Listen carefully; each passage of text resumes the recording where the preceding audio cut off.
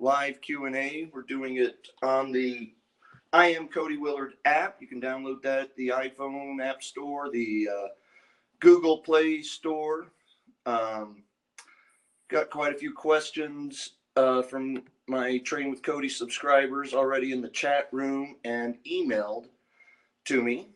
And we'll get started here. Let me tell everyone, hey, we're live Q&A now.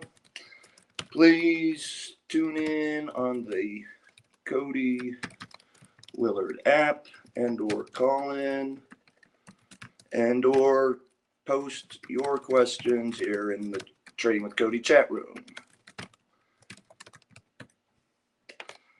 So, you like my new background? I should have it down further. Got it yesterday morning. I haven't had a chance to actually hang it right. Well, it'll look pretty cool when we get done with it. I'm going to start off today. I usually talk markets. Let me hit markets real quick. Basically all at all-time highs. Everybody waiting with bated breath for the latest Fed minutes. Just noise. We know the general direction. Rates are going higher. You know that surprisingly enough, stocks typically go higher when rates are going higher, at least early on for the first few years. And it's not just about raising rates and things like that. The Federal Reserve reducing their balance sheet is another way of tightening. And that will play into slightly higher stocks because, again, we're early on in the stage. I think we're still in the bubble-blowing bull market, which I've been talking about for 7 or 8 years now, in which we've been investing for 7 or 8 years now. The other thing I was going to hit on to start today is Facebook. A couple of items on Facebook in the news today. Trading with Cody subscribers, longtime followers of mine know we made Facebook one of our top 3 largest positions. Even had long-dated call options back when it was around 20. So I've owned it for a long time. It's one of my biggest positions. I'm up a bunch. I even got a tranche that I bought around 17 or 18 bucks, which Vitaly Kitzelnetson, very smart money manager and friend of mine I spoke to yesterday, was wondering why I was buying Verizon. Wanted to talk about it, but he also started off the conversation by being very nice, frankly, and saying, "Hey, Cody, I remember when you were buying Facebook at 18, and I thought you were crazy. So with that said, I think you're crazy buying Verizon," which I got a kick out of.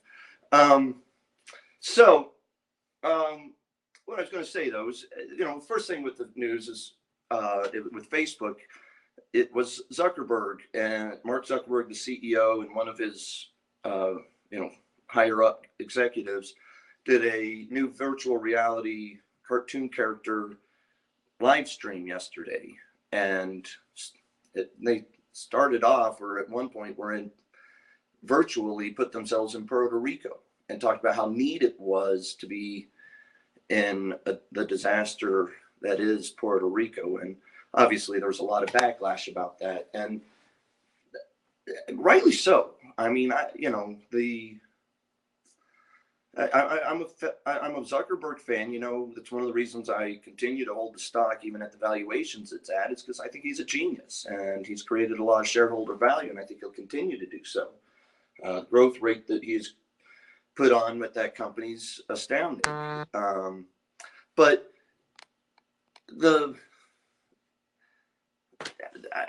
just the lack of self-awareness to think it's neat to do that.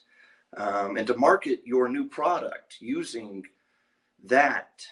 Could have done this completely different. And he came out later today or yesterday and apologized and said this is what he meant. But he wanted to help people donate and draw attention to Puerto Rico, supposedly. I mean, he was out there marketing this product. So let's keep it real. But he could have simultaneously let the world know about the product and market it and really have driven some attention and some help, driven some donations. Instead, they're doing a PR scramble today, trying to CYA, CTA covered there. But, and then what was the other thing with the news? That Facebook, the other thing I saw today that stood out to me, and it's a couple days actually that it's been out, but the Trump's head social media guy from his campaign has come out and talked about that he had Facebook staffers, Twitter staffers, and Google staffers embedded with their campaign, helping them figure out the best ways to market Trump and to get donations and to get people to vote for Trump. And none of that is necessarily surprising. What I wanted to point out, and what I think is important about it, is to step back and realize that truly is, even from the Republican and of course the Democrat side, that both do this equally. But in that scenario, what they were doing, he talked about in the article, the social media guy, was he would change whatever the message was. It didn't matter whether Trump was advocating for that message or not. It was simply trying to propagandize the Trump, the cult of personality around Trump. And it was all about getting the donations. It's not about, he would change colors of buttons, things like that, but he would also just change whatever the message was. Change, hey, here's 3 bullet points that'll stand out to you. Here's 3 bullet points that'll stand out to someone in rural New Mexico. And it's propaganda. Let's just call it what it is. And again, the Republicans and Democrats do it nonstop. It's about the message, not about what they are is about their message. They're never, of course, about the tangible results. They're not on our side. They're not on the consumer side. They're not on the average middle class taxpayer, citizen, hardworking, middle, lower, whatever your income is. It's corporatist game, and that's always just good to remember. It's propaganda around that corporatism, and they do what's good for the stocks that we own. And again, that's one of the reasons I've been calling for a bubble-blowing bull market that we've been riding. Rock on. Good for us, right? Can't beat them, join them. And that's sort of as I've talked about over the years is, with our money, we have to be realistic and go find the best risk reward scenarios. And for most of my adult life, it's been set up such that the stock market has been set up mostly to go higher for a lot of fundamental purposes, reasons, including the gradual reduction of taxpayer. How funny, I'm here in rural New Mexico and I've got sirens in the background. Might as well be in downtown New York doing Fox. Not something you hear every day in Ruidoso. Anyway, the general idea is that, look, the tax burdens for the corporations have continually been reduced over the last 20, 30 years under Republican and Democrat administrations in Congress and Senate. And the Federal Reserve's gone from, double-digit interest rates to 0% interest rates, and every emergency measure from 2008 still propping up the bank earnings and helping Apple borrow money at 0% to boost their earnings per share. So because they're buying back stocks with the money they're borrowing at 0%, because the Federal Reserve is enabling all of this, along with the corporate Republican Democrat setup, the regime, as I like to call it, because I think that is a perspective you get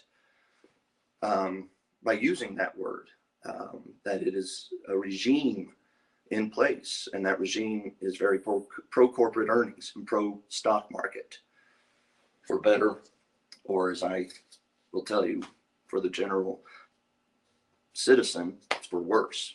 For us shareholders of Google and Apple, it's been great. And the tax cuts that Trump and the Republicans and the Democrats will be putting forth in the next, whatever, if they ever do get some sort of legislation passed, that'll probably be what it is, and it'll be very pro giant corporations. A lot of loopholes and tax breaks and outright subsidies will go to giant corporations as always.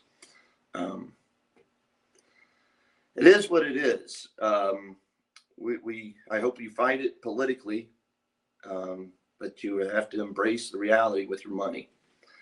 So with that said, let's start taking some questions. I'll see if anybody here on the live stream wants to tap in, and or if you're on the phone with me. I think I'm still on the call. If you've got questions on the phone, type in. If you're logged in on the I Am Cody Willard app, you'll be able to see that I'm inviting you to join me and ask questions. Catherine from Phoenix has a question. Well, what are your favorite stocks now, Cody? Cody, your favorite stock? Yes, sir. My favorite stocks. You know, my favorite probably long term right now is Amazon, as it's been, I think, the last time I answered this question on a Trading with Cody conference call. I just think Jeff Bezos himself is an even bigger, smarter genius than the aforementioned Zuckerberg. And Alexa is the new operating system standard for the world, for the voice revolution, which I think is going to be huge. Alexa just heard me. Always hears me when I talk about it. She'll get better at realizing I'm not talking to her over time.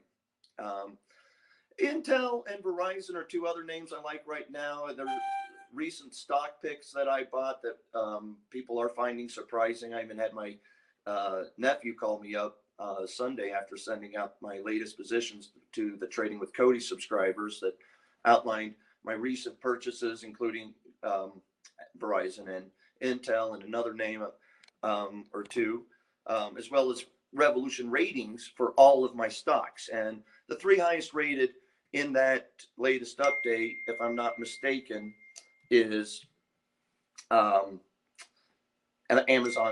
Intel, Verizon, and I think Snapchat, actually, which we also just recently started buying. So Snapchat got a price target hike today, and I don't think it was an outright upgrade, but one of those sell side analysts were bumped up the rating price target from 17 to 20. Talked about that he thinks Snapchat might be monetizing their user base faster than people realize, which is one of the reasons I outlined when I started buying the stock maybe 3 weeks ago. Excuse me. Anybody on the call have a question? If not, I've got a question here in the chat room that is sort of fun. Your favorite Tom Petty song? Alexa, play Running Down a Dream. Running Down a Dream by Tom Petty. Alexa, volume 8. Now, the problem with picking any single favorite song of Tom Petty is sort of like trying to pick your favorite rock and roll band of all time. There's a lot. Or your favorite top 5 basketball players. Obviously, Michael Jordan, always number 1. This would probably be my number 1 Tom Petty song off the top of my head, but there's a bunch. Alexa, stop. Mike, TV schlub from Los Angeles, California. You have 50 seconds because Tom Petty took half of your time. I did have a question. I was out a couple of nights ago, and somebody was mentioning a new search engine called Brave that is apparently set up to compete with Safari and Firefox. And I was wondering if you heard about it and had any thoughts about this new upstart. I have not heard of it. Looks like brave.com, and as you say, it's competitive with Chrome and Safari. It looks like I'll have to do a little bit of homework on it. It's an interesting idea, frankly. I'm sure they have a mobile angle if they're going to be out there as an upstart browser today. Opera is a browser that's I use sometimes. I've looked at on my smartphone. Probably the last time was 2 or 3 years ago. It's probably still on there because I never delete apps. But with it's got to have a mobile angle. Clearly, it's not like Apple or Google or Microsoft, for that matter, really depend on their browser as a core competence or a core part of their ecosystems, much less their revenue streams. But yeah, it'll be interesting to see. I've seen many a company that tries to be a new, better search engine aggregator, different browsers. We've seen these companies come and go, and if you notice, the three major Microsoft, Apple, Google, the three of the largest, if not the three largest market cap companies on the planet right now, are Microsoft, Apple, Google, and they all have their own browsers. Maybe Facebook should have their own browser. And actually, Facebook's worth $500 million to $500 billion too. So they're doing something right too. In fact, Facebook itself, the operating, the app, maybe it is its own browser if you think about it, because you watch videos on it, you surf the internet, you open up articles on it, you're liking things, posting your own things to it. You never go to a browser on your smartphone. Half the old people on the planet don't go to anything but Facebook, and half the youth don't go to anything but their Instagram and Snapchat, although they are downloading the IM apps. The youth are. That's a different topic for another day. I'm willing to take questions from the live streaming audience on the I Am Cody Willard app, downloaded at the iPhone and Google Play stores. If you haven't yet, fools. And if not, I've got a question here in the chat room. I know, Cody, that many people here have repeatedly suggested Shopify, stock symbol SHOP, to you, Cody, and for multiple different reasons. You have not been comfortable initiating a position. That is correct. I did not buy it. Thank goodness. If valuation is a primary reason, I wonder if you've looked into Wix.com. I know you're uneasy investing in foreign companies. It's an Israeli-based company, Wix is. But that has not always prevented you in the past. That is correct. I own 2 or 3 foreign-based companies at this very moment, including SolarEdge and Sony, with which we've got about doubles on. Wix is not run like Shopify. But previously they used to mirror one another. Now with Shop pulling back, I wonder if Wix might be less volatile with a similar growth prospects. You know, the thing about that Shop versus Wix, okay, that business looks like it'll have an 800-pound gorilla that'll dominate it. And I would think that at least until this whole huge blow from Jeffrey Citron, who runs, from Jeffrey Luck, is that his name, Jeff Luck? Who runs Citron, which short sells a lot of stocks. It buys some stocks too, but it short sells companies and then issues reports on why you should also be shorting or selling that stock. And they did that with Shopify. So last week, 10 days ago, maybe. I think it might have been when I was in Dallas, actually, last week, maybe a week ago. And the stock got crushed. He called it another Herbalife. And I am short Herbalife, of course. So look, I would think Shopify, even despite that, regardless, is probably still the favorite to be the Google, the winner, the Amazon of online quick shop setups. Wix would be more likely to be the Yahoo of that world versus Shop being the Google. But look, I don't buy Google. I didn't buy Shop. I do own Google for many years, since the day it came public, frankly. But Shopify, I don't own. If I was going to buy one, it probably would be Shopify over Wix. But I respect Jeffrey Citron's homework, and just enough red flags around that thing, around Shopify, that I wouldn't want to own it. And I also, just for what it's worth, Wix, it doesn't excite me. Maybe I've missed it. I mean, I remember that thing at 18, looking at it a couple, 3 years ago. What's it at now? 70. I was going to guess 35. I'll take another look at Wix. I mean, 50% growth rate year over year is nothing to sneeze at. That's pretty impressive stuff. What a stock run it's been on.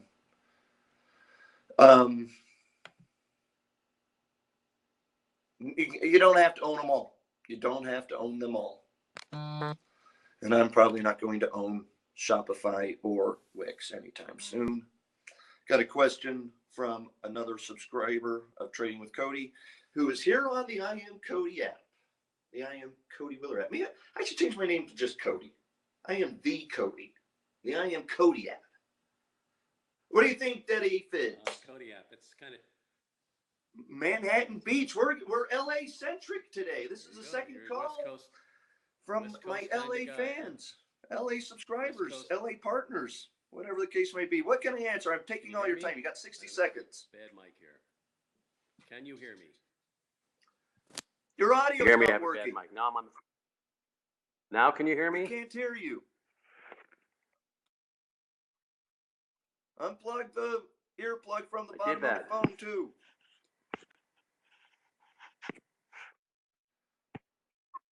We can hear something rustling, but we don't hear you. I'm afraid, Daddy Fitz, that I am going to mark this up to user error rather than app error. I hope you find that humorous and not offensive. But I try again if you'd like to chime in, but we're not hearing you. Oh, Mike, one of my partners, says that he can hear Daddy Fitz, so maybe it was just me. Crap. Let's try it again, Daddy Fitz. One more time. Maybe it was me doing the user error. Anybody on the call? If you're on and have a question, please chime in. And I've still got more questions in the chat room here.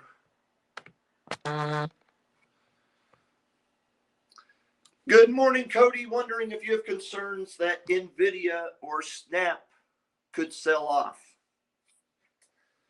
I have an easy answer for that one. Yes, always. Every stock I own, I am concerned it's going to sell off. Now, more seriously, yeah, I mean, look, both of those are highly volatile stocks. NVIDIA is one that we have gains of like 500% on here Trading with Cody over the last 18 months. Throw stars at me on the app if you agree, baby. But the NVIDIA itself, it's up, it's stretched, it's on fire, and any headline risks alone. If Jeffrey Citron, Jeffrey Luck, what's that guy's name at Citron Capital? He could come out and write a bearish note that he thinks NVIDIA would be more fairly valued at $100 a share, and that'd be a 40% downside. And so, the stock could get hit 10% that day. Always risk on high flying and or any other name, as say GE shareholders. As say GE shareholders are realizing today with that stock at a 52-week low. I looked at that name, but I've been listening to a couple of their conference calls recently, and even the body language and the language itself from the management who talks, even the guy being interviewed on CNBC from GE yesterday sounded scared. And at some point, GE is probably going to be a great buy. This might not be that best day. That being said, certainly is hated right now. More questions. If you've got one on the app, chime in. Let's see here.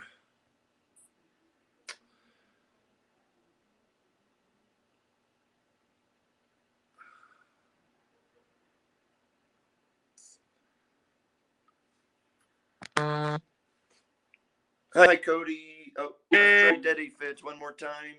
And if I can't hear you, Mike, will you text me what he is asking? me, and Okay, I try will number 2. answer. Right, I hear you this So time. I'm going to assign We're that first in error to business. you. I don't know why, but I'll take it. It actually, it's probably a 60% chance it was 40%. me, and I That's had it. my That's it, phone though. on That's my mute. max. Um, so how are you, by the way? How's the family? Great. By the way, I did a live stream this morning while I was up early with Amaris getting hugs and kisses. You can see it. I didn't put it on YouTube, but it is on. It's an I Am Cody Willard app exclusive live streaming Check with that. Amaris. And she was giggling, kicking. She's got this new thing. She can't stop kissing me. She's doing great. And you're down to 40 seconds. So I'll let you get to your question. My other daughter's doing great. I love it, so is man. my It's wife, that you too. can't all have it good. better than that. So listen, your question for you. Yeah, you covered the Nvidia and the fact that Citron's always shorting it and saying to short it, and then it drops and then it comes back up. So my question to you was, actually, I've asked it of one of your colleagues on Trading with Cody. The next time he does it, if he does it and it drops, would you say, forget it again and buy? If he comes through. Great question. To keep the record straight, as I recall, I think he put that on there about $125. I'll invite you back in here so you can chime back in if it works here, Dead A Fids. But I'm coming back. Nvidia was around $125 a share the first time Citron said, "Hey, I think," and they were bullish on it. Frankly, actually, they were bullish on it around like 40 or $50. Not as good as we were at 30, of course, but and then eventually he, I guess, he shorted it, bought some puts on it, and wrote this note saying, "Hey, it's ahead of itself. Fair value would be closer to 90 than 125." Now the stock did go from like 125 down to almost exactly 90. And I was telling Trading with Cody subscribers, I was being patient. We sold some of our position, maybe 5 or 10% of it, around $125. And I said, let's buy it back when it gets below 90. And it got to like 89.50. And of course, I had never got around to pulling the trigger. And I still have a nice core position, and we've got huge gains in it. And I probably should trim some again at some point. But to go back to answer your question, I don't know that I'd want to game it. I mean, it'd be hard to foresee. It's hard to foretell what the broader market setup will be at that moment. And, too many variables would go into me saying, yes, let's sneak in and buy Nvidia this time, like we had the opportunity last time when he had trashed it. So I don't know is the answer to your question. I would certainly be open to it because I'm always flexible and opportunistic when it comes to the stock market, as long as it's ethical and legal, of course. But, that would be an opportunity that would be ethical and legal to buy the Nvidia if it got trashed in that in a Citron-induced sell-off. Let's just wait if and when and see what we do when it happens. Hi, Cody. Regarding Facebook, it seems to me if you're an American, Alexa, play American, what is that, American band? No, Alexa, play We're an American Band. We're an American Band by Grand Funk. Love Grand Funk. Not the song, it's overplayed. Favorite song by Grand Funk? Get It Together. Bet you don't even know that song. Alexa, play Get It Together by Grand Funk Railroad. Playing Get It Not Together Grand Funk, Grand Funk 2002 digital Railroad. remaster from your library. So, I forgot my question. If you're an American, oh, here it is. Cody, regarding Facebook, it seems to me if you're an American buying targeted Facebook ads, you're smart. If you're Russian, it's meddling and surely illegal. Why isn't Facebook very vulnerable here? As I mentioned earlier, I actually, you're right, I would assume. I think that it seems that Americans, like the Trump campaign, as I mentioned to start this call off, are allowed to create meaningless propaganda. Just whatever message is going to float your boat, target. 15 people in rural Iowa might see this ad that we just created, but who cares? It's automated. We got an algorithm that Facebook is sitting here helping us create that puts 50,000 different variations on that propaganda and sends it out, targeting every little demographic you can possibly conceive of. Legal. Propaganda, yes. Legal, yes. Russians, if you're a Russian citizen and or a Russian affiliate of the government related to the Russian government, and you did that, which apparently was done. Facebook has admitted hundreds of thousands of dollars of ads were bought by Russian government-related entities that were apparently propagandizing for Trump, like the Trump campaign. Illegal? Apparently so. We've got commissions investigating this. Got to get it together. They'll start singing in a minute. I want to make a rap song out of this. Moses, where are you? I sent this to you. Unmixed. Let's just layer some rap on top of it. Alexa, stop. Alexa, stop. The question, of course, is actually about Facebook. Why isn't Facebook vulnerable here? And isn't it? Perhaps, yeah. It's probably at least an easy fix on the surface, right? I mean, they'll be able to sell that they are fixing this by doing what they're doing, making it harder to buy political ads. Now, where's the fine line that you draw between marketing a private company and marketing a political viewpoint or a political candidate? Heck, watching the NFL today, are you pro-Trump? Does that make you anti-Trump if you watch the NFL? Can you watch the NFL in good conscience unless it's the Cowboys? I guess you can watch the Cowboys if you're pro-Trump, but you can't, and you can cheer for the Cowboys, but you can't watch any other NFL, and you have to cheer against every other team because their owner didn't buy into the Trump stuff. The point being, where's the fine line? I don't know where the difference is anymore between, and maybe there never was one, between the marketplace and advertising corporations and advertising political viewpoints or candidates. Advertising political viewpoints and candidates is not necessarily propaganda, but it certainly has been when you read about what Facebook and the embedding that they were doing. And again, it's any savvy, largely capitalized Democrat or Republican is going to be using these same tools and or already are. Facebook vulnerable. Everything's vulnerable. Yeah, man. Would I sell it for this reason? No, I should probably trim some more Facebook. $500 billion market cap this morning. I mean, it's been here earlier, but we're talking $500 billion. Company was worth $50-60 billion when I was buying it. So trim a little more. We've trimmed some along the way already. And this is partly why, because yeah, man, Facebook is vulnerable. You can't enable Russian government-funded propaganda. That being said, man, Facebook's going to grow 40% this year. Top line.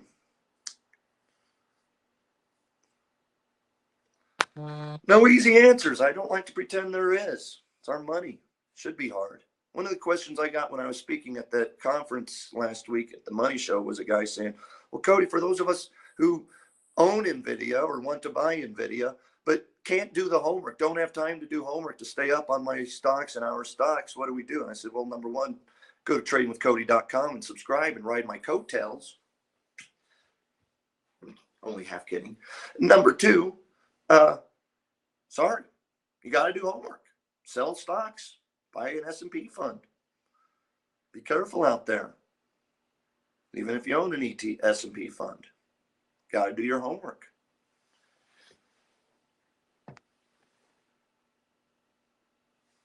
Any other questions from you, dear viewers, and or on the conference call? Hey, anybody, you guys on the conference call? Do I have the voice on? Speak up. Even if you're not going to ask a question, say hi. Not even sure I got the internet phone call working. Psh, nothing's easy. Nothing's easy. App works, phone not working. Not that 5 nines reliability we were used to, is it, Vem? If you got a question, chime in. I think I got a couple emails I should get over here and grab.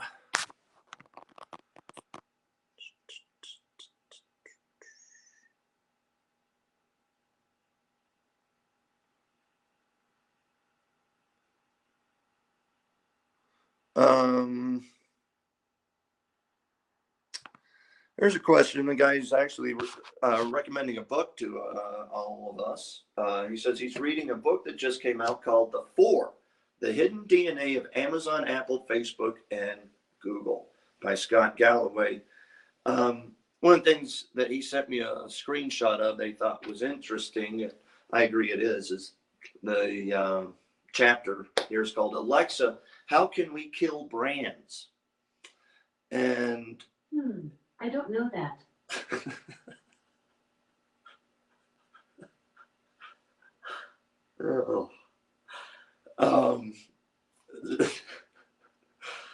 Anyway, the point being, despite her not knowing that, Jeff Bezos does know it. And, you know, he's just an ever setting himself as an ever more efficient intermediary between you and products, including brands. I'll have to buy this book and read more about it.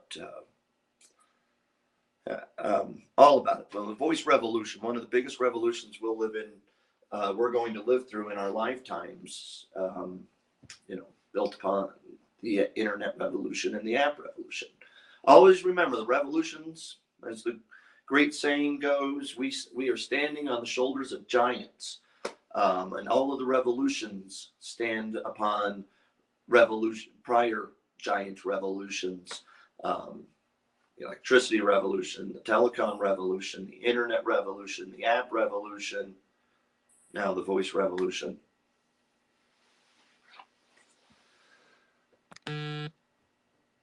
Any other questions? Let's get them in. I got another in the chat room too. I got 2 more. Talk to you. I'll hit those in a second. I already said yes to whoever wants to chime in. Hello, sir. Yeah, go ahead. Cody, if interest how rates are you? go up, will stocks go down if interest rates go up? Joe, I'm not hearing you. Let's try it again. It might actually end up being the technology after all. I'm inviting you again if you can answer, Joe, and if not, Wait till the window pops up. there we go. There we go. Now Okay. I hear you. Yes. Okay, Cody, if interest rates go up, will stocks go down? No, it is exactly opposite of that. Everybody you read, every analyst, every pundit on CNBC spends all day asking questions with that premise itself, never questioning the premise of do stocks go up when interest rates are going up? They assume the answer is no, but it is yes. Stocks go up when interest rates go up, especially in the early parts of those cycles. You look at from 95 to the year 2000, Federal Reserve was cutting rates, stocks going through the roof, dot-com bubble and topping it. In the year 2001, the Federal Reserve was freaking out because the bubble's popping. The stock market, web bubble, dot-com bubble, telecom bubble are popping. NASDAQ's dropping 5% a day. Cut rates, liquidity. Stock market down 75%. Finally, Federal Reserve settles down, stock market settles down. Always question correlation versus causation too. Eventually the stock market's going up, the Fed's chasing it again. Next 5 years, 2002 to 2007, rates generally trend higher. Liquidity generally from the Fed generally trend lower. Stock markets through the roof. 2008, stocks crash. Federal Reserve panics, cuts rates, creates emergency measures. Next 2 years, everything they do, 18 months, they spend 18 months trying to stabilize the markets. Maybe it wasn't them. Maybe the market stabilized and they capitulated at the bottom. Anyway, finally, 2010, 2011, stocks are coming back. Economy's stabilized. Federal Reserve's reducing QE to 2011, 2012, 2013. Now they're reducing their balance sheet, raising rates incrementally. We've been in a tightening cycle for 5 years. Stocks have been going up. Proof in the pudding, baby, for the last 25 years. The traditional wisdom that stocks go down when the Federal Reserve is in a tightening cycle has been wrong. Hello, Cody. Would you consider a new short position in HLF, Herbalife, at this level? I was just thinking about it this morning. And I waffled. I don't know. It's a battleground stock a little bit. Maybe I should just get the heck out of this thing. We're down 15% overall on this position over the last 18 months while we've been short Herbalife. At one point we had 30% gains, locked in a little bit of profits, but not all of it.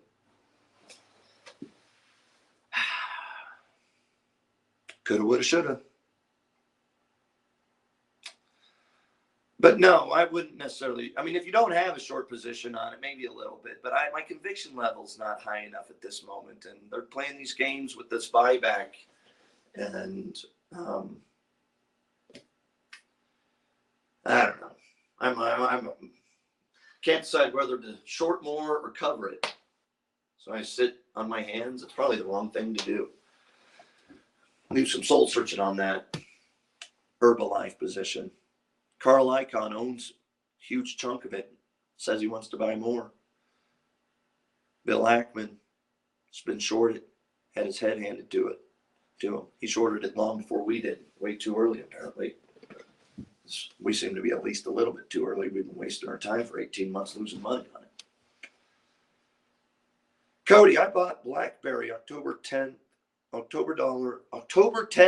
calls with the $10 strike price, October expiration dates. Should I convert them or roll them? Thanks. Guess that is this Friday, or is that next Friday? Your options will expire. Be next Friday, I assume. Don't count your chickens before they hatch. You might not be able to convert them. Who knows where the stock will be when they actually do expire. That being said, we've got a bit of a decent gain in BlackBerry. It's above our first position, our first tranche, and then we came in and bought some more lower.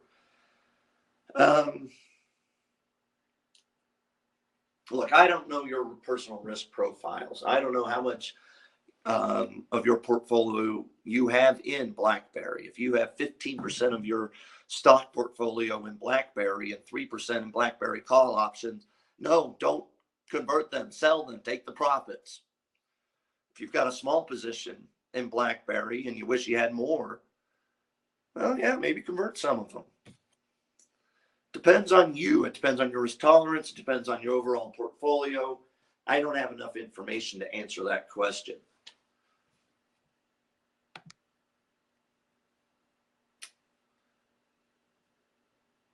Any other questions from my live studio audience? I pulled this down, but I'm worried it would fall.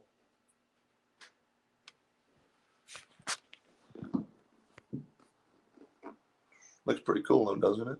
Hey, download the I Am Cody Willard app. I should put the I Am Cody Willard app. That should have been on one line, huh?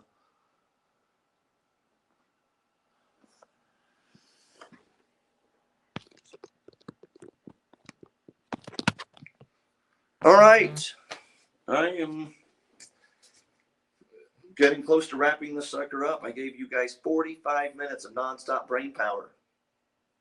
Smoke's starting to come out of my ears.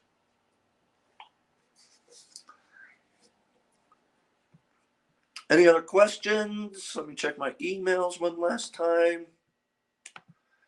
Appreciate. Let me get lots of hot stars. Come on, let's get to 250 stars. I have a question from Sudesh in Westfield, Mass.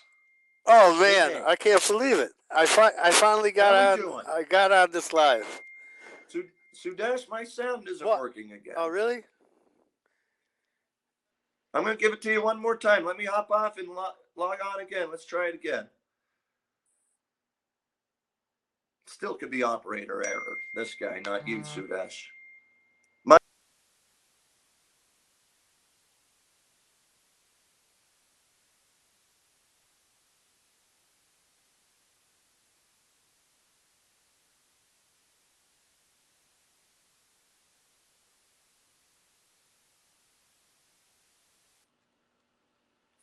I hit the wrong button. It would help if I didn't.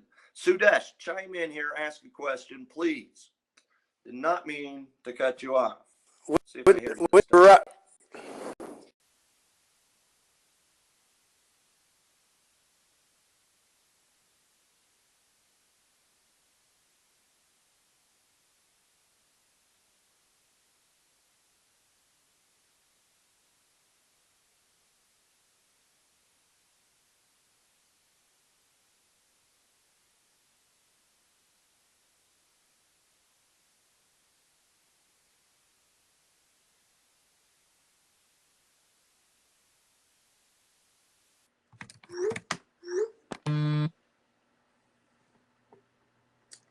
Sudesh, hello. I am inviting you to chat again. I got lost there. I kept hitting the wrong button, getting phone calls from my partners who should know better than to be like calling me while I'm doing this. Sudesh, don't be shy now. I cut you off twice.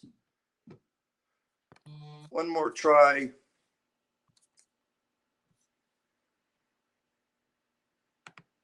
Anybody else have a question? Let's wrap this sucker up. Sudesh, I'm giving you one last shot here.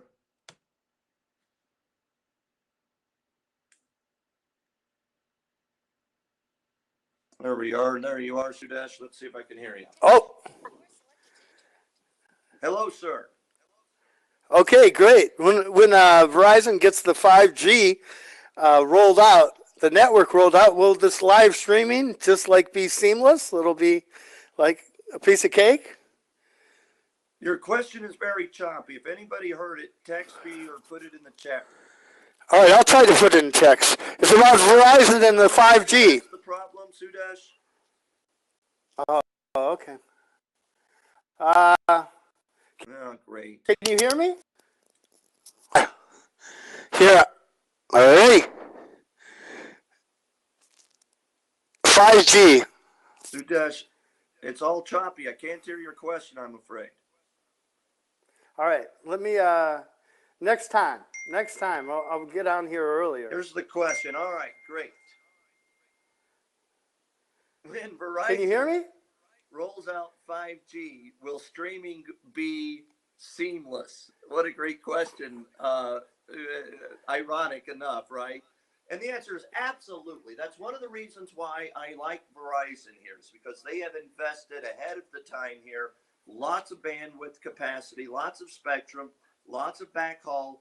They are investing heavily in 5G right now, so that when Neil Patrick Harris or Cody Willard or another superstar on the IM app does these interactive live streamings with fans, whether you won't even bother going to your Wi-Fi. You're going to be doing it on LTE 5G. 5G, forget LTE. 5G, I guess, is sort of based on LTE now I think about it, which is based on CDMA technology, not GSM. Work with me, folks. Long-time telecom people know what I'm talking about.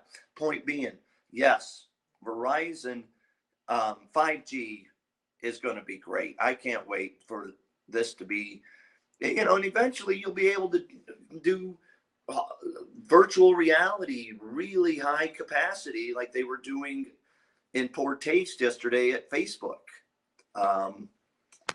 But you'll do that stuff on your wireless. You're going to stream wireless movies, 3D on your walls, even more than you do right now. The Amazon Alexa show, the Echo Show back there, that, don't want to say her name, she'll chime in. You're going to talk to her everywhere you go, be able to pull up movies and live stream, and a lot of that stuff, Internet of Things, just going to run on 5G. Last question, if you want one. Thanks for asking there, Sudesh. Took me 5 times to get to the question about will live streaming be seamless on 5G, because it is not seamless on LTE. All right. Thank you guys for tuning in. I got to 268 stars of love. It's a far cry from the 25,000 stars of love that Neil Patrick Harris got, but I've been playing second fiddle to that guy since I was 3 years old. Ain't nothing new. He got a Nike contract when I was in high school because he was Doogie Howser. I was a basketball phenom. No Nike contract for this guy. What are you going to do? Live in the shadow. Living in the shadow. Thanks, guys. Bye. Go to trainingwithcody.com and sign up.